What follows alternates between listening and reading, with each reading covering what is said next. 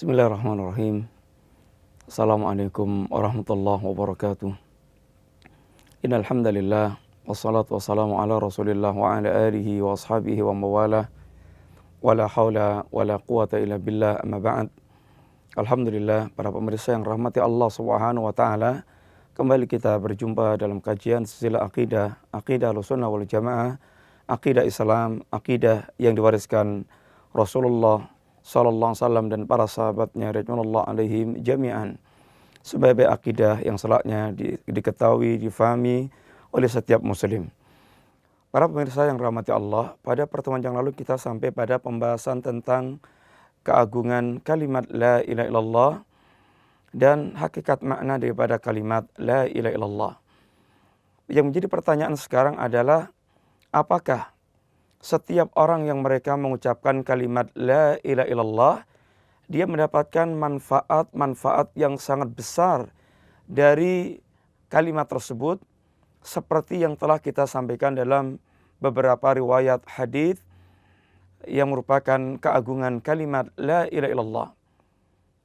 Jawabannya tentu adalah tidak setiap orang yang mengucapkan kalimat la ilaha illallah dia mendapatkan keutamaan yang sangat agung dari kalimat tersebut. Kenapa demikian? Tentu kita semuanya sudah mengetahui bahwasanya Allah Subhanahu wa taala memvonis orang-orang munafik dengan kalimat innal munafiqina fid darkil asfal minan nar. Sesungguhnya orang-orang munafik mereka berada di keraknya api neraka. Dan tentu kita telah mengetahui pula bahwa orang-orang munafik mereka mengucapkan kalimat la ilaha illallah. Karena mereka dikatakan munafik, artinya mereka orang yang secara zahir adalah muslim, bergabung bersama Rasulullah SAW dan para sahabat Nabi radhiyallahu alim jami'an, dan mereka mengucapkan, karena mereka mengucapkan kalimat la ilaha illallah, sehingga mereka dikatakan muslim. Ini secara zahir. Akan tapi batin mereka menyembunyikan kekafiran dalam batinnya. Sehingga mereka sekalipun mengucapkan kalimat la ilaha illallah, maka tidak memberikan faedah sedikit pun kalimat tersebut baginya. Allah Subhanahu wa taala mengatakan, yaquluna bi afwahihim ma laisa fi qulubihim. Mereka mengucapkan dengan lisan-lisan mereka, akan tapi sesuatu yang tidak ada dalam hati mereka. Sehingga ucapan-ucapan mereka sesuatu yang tidak ada dalam hati mereka. Lisan mereka mengucapkan kalimat la ilaha illallah, akan tapi kalimat ini hakikatnya tidak ada dalam hati mereka. Sehingga berbeda antara ucapan lisannya dengan apa yang ada di dalam hati mereka. Maka orang yang seperti ini, sekalipun mengucapkan kalimat la ilaha illallah, maka la yang fa'indallah, tidak akan bermanfaat di sisi Allah Subhanahu wa taala. Memang mereka di dunianya terhukumi sebagai muslim dan dimuamalai dengan muamalah sebagai muslim, akan tapi kedudukan dia di sisi Allah Subhanahu wa taala dengan hatinya kosong dari kalimat la ilaha illallah, maka ucapan dia la yang tidak akan memberikan faedah kepada pemiliknya. Para pemirsa yang dirahmati Allah, lalu bagi siapa kalimat ini diucapkan dan bermanfaat bagi pengucapnya? Kalimat ini bermanfaat dan akan bermanfaat bagi pengucapnya apabila dia mengucapkan kalimat tersebut dengan segala kelaziman yang berkaitan dengan ucapan kalimat la ilaha illallah. Pernah datang seorang bertanya kepada seorang salaf, bukankah kalimat la ilaha illallah miftahul jannah? Kata dia, na'am. Iya betul. Kalimat la ilaha illallah adalah miftahul jannah. Akan tapi ini miftah yang dia bawa, kunci yang dia bawa, lau asnan. Kunci itu harus memiliki gerigi-gerigi. Dan gerigi-gerigi pada kunci inilah yang dikatakan para ulama dengan syurutu la ilaha illallah. dengan syarat-syarat yang harus dipenuhi dalam rangka untuk menjadikan ucapan kalimat la ilaha illallah bermanfaat bagi orang yang mengucapkannya. Para pemirsa yang dirahmati Allah Subhanahu wa taala, seandainya datang pertanyaan, dari mana syurut la ilaha illallah didapat? Apakah ada ayat atau apakah ada hadis yang menerangkan tentang bahwasanya syurutu la ilaha illallah kada wa kada, syurut atau syarat-syarat kalimat la ilaha illallah adalah ini dan itu? Tentu apabila kita mencari lafaz syarat la ilaha illallah ini dan itu, tentu kita tidak akan mendapatkannya. Sebagaimana kita tidak akan pernah mendapatkan, kita mencari ungkapan dalam ayat atau hadis bahwasanya Al-Fatihah rukun salat, bahwasanya syarat salat adalah ini dan itu, bahwasanya wajib salat adalah ini dan itu, tidak ada. Lalu dari mana kita mendapatkannya? Dari apa yang disebut para ulama dengan istilah istiqra, yaitu melakukan pentelaahan terhadap semua dalil-dalil Al-Quran dan As-Sunnah, yang kemudian disimpulkan bahwa orang yang mengucapkan kalimat la ilaha illallah, dia harus mendatangkan syurutnya, mendatangkan syaratnya dalam rangka untuk menimbulkan kemanfaatan dengan kalimat la ilaha illallah tersebut. Para ulama menyebutkan ada 7 syarat orang yang mereka mengucapkan kalimat la ilaha illallah. Yang pertama adalah al-ilmu. Jadi wajibnya seorang dia berilmu tentang kalimat la ilaha illallah, sehingga ilmu itu akan menghilangkan kebodohan, ketidaktahuan tentang makna kalimat la ilaha illallah. Yang kedua yaitu al-yaqin. Wajibnya seorang dia memiliki keyakinan terhadap kandungan yang ada dalam kalimat la ilaha illallah tanpa ada keraguan sama sekali. Yang ketiga, al-ikhlas. Wajibnya dia mengikhlaskan dengan ucapan kalimat tersebut, sehingga dia tidak melakukan kesyirikan dengan ucapan kalimat la ilaha illallah. Yang keempat, al-mahabbah. Dia harus memiliki kecintaan dengan ucapan kalimat la ilaha illallah. Dia tidak membenci kalimat tersebut dan tidak membenci isi kandungan dalam kalimat tersebut. Yang kelima yaitu dia harus as-sidqu, jujur dengan mengucapkan kalimat tersebut. Dia tidak berdusta dengan ucapannya. Yang keenam yaitu al-inqiyad. Dia wajib mewujudkan, melaksanakan apa yang terkandung dalam kalimat tersebut. Dan yang ketujuh al-qabul, bagaimana dia harus menerima dengan sepenuh hati terhadap kalimat la ilaha illallah, sehingga betul-betul hatinya lega, ridha untuk menerima ucapan kalimat la ilaha illallah dengan kandungan yang ada di dalamnya.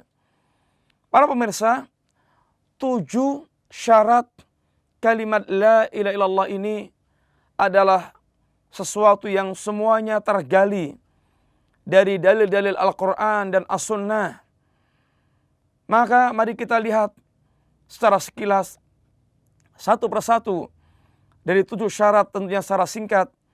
Yang pertama, wajibnya seorang dia berilmu tentang kalimat la ilaha illallah. Telah kita terangkan bahwa kalimat ini memiliki 2 rukun yang dikenal oleh para ulama dengan istilah an-nafyu, wajibnya meniadakan, mengadakan penolakan, dan al-isbat, wajibnya menetapkan. An-nafyu pada kalimat la ilaha, al-isbat pada kalimat ilallah. Apa yang dinafikan, ditolak, yang ditiadakan semua jenis sesembahan selain Allah, karena mereka semua sembahan yang batil. Kemudian ditetapkan adalah Allah sebagai sembahan yang hak, sehingga kalimat la ilaha illallah memiliki makna yang para ulama telah menyampaikan dan ini satu-satunya makna yang benar, yaitu la ma'buda bihaqqin ilallah. Tidak ada sembahan yang hak kecuali Allah Subhanahu wa taala. Para pemirsa yang rahmati Allah, ini adalah makna tunggal, satu-satunya makna yang benar. Selain ini adalah makna yang salah. Satu contoh makna yang salah. Dan ini yang sering sekali diajarkan kepada kita dari SD sampai perguruan tinggi. La ilaha illallah maknanya adalah la khaliqa illallah. Tidak ada pencipta kecuali Allah Subhanahu wa taala. Kalau kita tanya, kalimat la khaliqa illallah, apakah kalimat yang salah? Maka tentu jawabannya adalah kalimat itu tidak salah. Tidak ada pencipta kecuali Allah. Akan tapi, kalau kalimat ini sebagai makna dari kalimat la ilaha illallah, ini yang tidak benar. Atau bukan yang dimaksudkan dari makna kalimat la ilaha illallah. Apa buktinya bahwa kalimat la khaliqa illallah adalah kalimat yang salah untuk makna kalimat la ilaha illallah? Atau bukan makna yang dikehendaki dari kalimat la ilaha illallah? Buktinya adalah keberadaan orang-orang Quraisy. Kalau kita tanya, apakah orang Quraisy, orang musyrik Quraisy, mereka mengingkari Allah Sang Pencipta? Jawabannya tidak. Mereka mengakui dan menetapkan. Kemudian pertanyaan berikutnya, apakah orang musyrik Quraisy, mereka ketika diajak Rasulullah mengucapkan kalimat la ilaha illallah, mereka menerima atau menolak? Jawabannya kita tahu mereka menolak. Padahal kita telah tahu mereka menetapkan Allah Al-Khaliq. Tapi mereka menolak kalimat la ilaha illallah. Dengan demikian kita tahu bahwa kalimat la ilaha illallah makna yang dikehendaki bukan la khaliqa illallah. Maka terjemahan la ilaha illallah dengan la khaliqa illallah, tidak ada sang pencipta kecuali Allah, ini terjemahan yang salah dari makna kalimat la ilaha illallah. Atau yang kedua, contoh yang salah dari makna kalimat la ilaha illallah, yaitu la ma'buda illallah. Tidak ada sembahan kecuali Allah Subhanahu wa taala. Kenapa ini salah? Mana yang kurang? Mana yang salah? Kalimat yang benar tadi la ma'buda bihaqqin ilallah. Tidak ada sembahan yang hak kecuali Allah. Adapun ini la ma'buda ilallah. Tidak ada sembahan kecuali Allah. Apa bedanya? Bedanya la ma'buda ilallah ini memiliki kelaziman makna satu. Tidak ada yang disembah kecuali Allah. Yang pertama berarti mengingkari kenyataan. Berarti mengingkari kenyataan. Kenapa? Kenyataannya banyak sesembahan selain Allah Subhanahu wa taala. Ada malaikat disembah, ada nabi disembah, ada jin disembah, ada batu disembah, ada bintang disembah, matahari disembah, bulan disembah, dan segala macam. Sehingga la ma'buda illallah mengingkari waqi', mengingkari kenyataan. Atau yang kedua, la ma'buda illallah, tidak ada yang disembah kecuali Allah. Berarti setiap yang disembah itu adalah Allah. Apabila ada batu disembah berarti batu adalah Allah. Ada jin disembah berarti jin adalah Allah. Apabila ada nabi disembah berarti nabi adalah Allah. Tentu ini makna yang batil. Ini makna ittihadiyah. Menyatunya Allah dengan makhluk. Ini kebatilan. Maka tidak ada satu-satunya makna yang benar kecuali kalimat la ilaha illallah dengan makna la ma'buda bihaqqin ilallah. Para pemirsa yang rahmati Allah Subhanahu wa taala, maka yang pertama, seorang yang mengucapkan kalimat ini harus faham, harus tahu bahwa dengan ucapan itu semua sesembahan selain Allah adalah batil dan wajib ditolak, sehingga dia hanya menyembah kepada Allah Subhanahu wa taala. Ini yang pertama. Dan kebodohan terhadap makna kalimat ini musibah yang paling besar. Musibah yang sangat besar. Kenapa? Karena kebodohan terhadap kalimat ini yang telah sangat banyak menjerumuskan umat manusia ke dalam perbuatan syirik yang besar dalam keadaan mereka tidak menyadarinya. Jangan kita pernah merasa aman dari terjerumus dalam perbuatan kesyirikan yang disebabkan karena kebodohan kita. Siapa yang menyangka orang yang bersama dengan Nabi SAW, bersama dengan Nabi, bukan ulama, bukan kiai, bukan ustadz, bersama dengan Nabi, akan tapi hampir-hampir saja sahabat ini terjerumus ke dalam perbuatan syirik disebabkan karena ketidaktahuannya, disebabkan karena kurang fahamnya. Ini sahabat Abi Waqid Al-Laythi, ketika dia menceritakan dirinya pernah diajak Nabi di perang Hunain. Kemudian di sana dia melihat ada pohon yang dikeramatkan oleh manusia, yang biasa mereka bertabaruk kepada pohon tersebut. Kemudian Abi Waqid dia meminta kepada Nabi, ya Rasulullah, ij'al lana ini dzata anwat kamalahum dzatu anwat. Ya Rasulullah, buatkan untuk kita ini dzatu anwat sebagaimana mereka memiliki dzatu anwat. Alangkah terkejutnya Nabi, sehingga Nabi mengucapkan kalimat sebagai bentuk keterkejutan, Allahu Akbar. Allahu Akbar. Kalimat yang menunjukkan keheranan Nabi kepada permintaan Abi Waqid Al-Laythi. Kata Nabi, inna sunan, apa yang kamu minta ini ya Abi Waqid, merupakan tradisi orang terdahulu. Tradisinya musyrikin. Tradisinya orang-orang yang musyrik. Qultum kama qalat Bani Israel, yang kalian minta seperti permintaan Bani Israel pada Nabiullah Musa alaihissalatu wassalam. Ya Musa, ij'al lana ilahan kama lahum aliyatun. Qala innakum qaumun tajalun. Ketika Bani Israel meminta kepada Nabiullah Musa alaihissalatu wassalam, ya Musa, buatkan untuk kami sesembahan sebagaimana mereka memiliki sembahan. Qala innakum qaumun tajhalun. Maka Nabiullah Musa mengatakan, memang kalian kaum yang bodoh, kaum yang tidak tahu tentang hakikat pengagungan kepada Allah Subhanahu wa taala. Lihat, seandainya Bani Israel yang bersama Musa dan Abi Waqid Al-Laythi yang bersama dengan Nabiullah Muhammad SAW hampir-hampir terjerumus dalam perbuatan syirik yang besar, seandainya tidak segera diingkari oleh Rasulullah SAW dan Nabiullah Musa, maka tentu tidak boleh kita yang jauh dari kenabian, apalagi juga jauh dari para ulama, kemudian kita merasa dibuat aman untuk terjatuh dan terjerumus dalam perbuatan syirik yang boleh jadi kebodohan kita telah mengantarkan seorang dia tidak sadar kalau perbuatan-perbuatan yang dilakukan merupakan perbuatan asyirku billah. Ini yang pertama, kewajiban kita untuk mengilmui kalimat la ilaha illallah, karena juga Allah Subhanahu wa taala memerintahkan kita untuk mengilmui kalimat tersebut dengan perintah Allah, fa'lam annahu la ilaha illallah.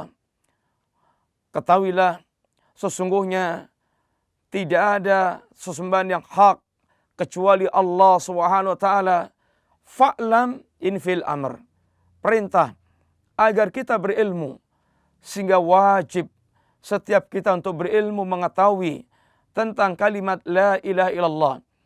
Para pemirsa yang rahmati Allah, maka kewajiban pertama adalah bagaimana setiap muslim dia mengilmui kalimat tersebut, dan tidaklah seorang dia betul-betul berusaha untuk menjadikan dirinya orang yang faham benar dengan kalimat tersebut.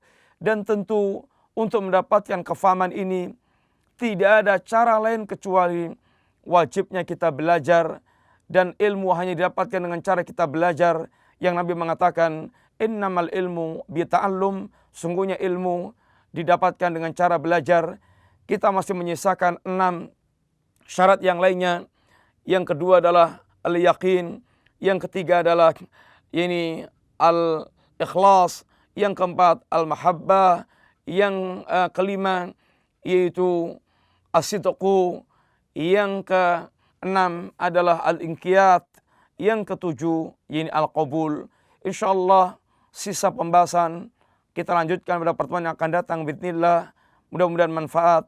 Wa sallallahu ala nabiyyina Muhammadin wa ala alihi wa sahbihi wasallam. Assalamualaikum warahmatullahi wabarakatuh.